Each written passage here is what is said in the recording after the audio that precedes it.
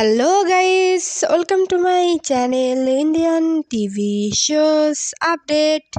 Guys, इस video में मैं आप लोगों को स्टार प्लस की most popular serial Udne Ki आशा सीरियल के एक नया किरदार के बारे में बताने वाली हूँ। उड़ने की आशा सीरियल में बहुत ही जल्द popular actor Nakul Mehta entry लेने वाला है। एक्टर नकुल मेहता इससे पहले स्टार प्लस की मोस्ट पॉपुलर सीरियल इश्कबाज और सोनी टीवी के पॉपुलर सीरियल बड़े अच्छे लगते हैं सीजन 2 जैसे बहुत सारे सीरियल में काम कर चुका है और अब नकुल मेहता बहुत ही जल्द उड़ने की आशा सीरियल में एक इम्पॉर्टेंट किरदार में आप लोगों को नजर आएगा। आप नकुल मेहता को उड़ने की आशा सीरियल में देखने के लिए कितनी एक्साइटेड हो हमें कमेंट पर बताइए। Thanks for watching. Please subscribe my channel for more latest update.